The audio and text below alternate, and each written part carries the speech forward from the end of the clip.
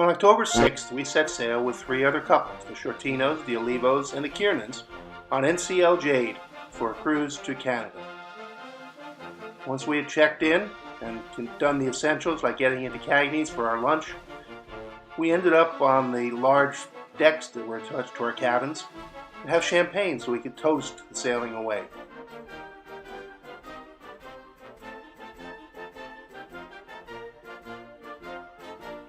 As the ship pulled away, we were able to look down the river, see the sun glistening off the big buildings, and then get a look at the Freedom Tower.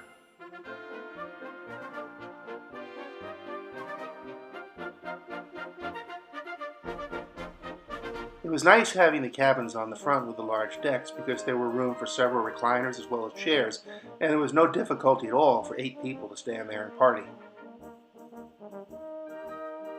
It was also nice because when we went into harbors, we had an excellent view. Here Noelle is getting ready as we get into Sydney, Nova Scotia, and I joined her out there.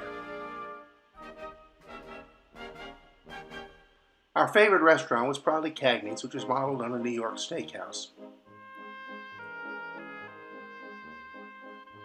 And then one night there was a reception for the captain, so we all put on our finery and had a good time. After dinner, we went into the French restaurant Le Bistro, which has excellent cuisine. It was a great time.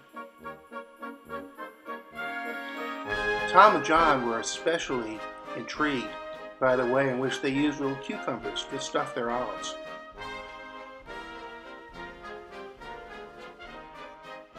Later you could go into the atrium and see entertainment. There were various venues around the ship. There was always something going on with a show or artists. And if that was not to your liking, you could adjourn to the spinnaker and just sit there with a 180-degree view and enjoy yourself. Relax.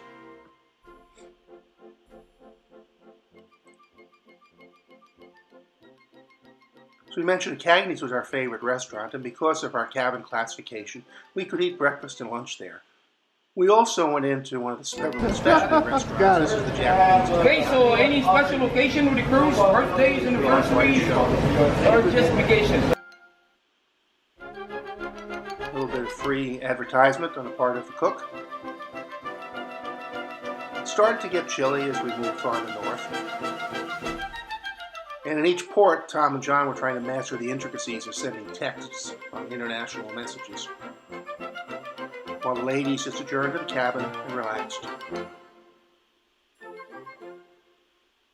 In Cagney's, we could always count on having a good meal, and we had a special occasion when we presented Maggie and Janet with special adult bibs, since they had indicated they thought maybe they'd go into business making them. In the morning, again from our deck, you had a top view from the city of Quebec, and in the evening, you'd head into the sunset. The French restaurant had many different specialties. Here Tom is having something called cornet. As we moved out of the St. Lawrence, you couldn't help but be impressed by the size of the river. You think about what it was like for the people in those first ships that came down there. Again, another sunset. It was fairly mild and the ship was quiet as we were heading into Halifax. And then the very last day, we set up a special wine tasting. They used black glasses so that you couldn't see what the wine looked like, and you had to make your own judgment based on your skilled palate. Finally, we had a Last Supper in Cagney's, the President celebrating, marking the end of a great trip. Au revoir. And the early morning, the ship pulled back into New York, and we had a first-class view again of the skyline. This time lit up at the end of a great trip.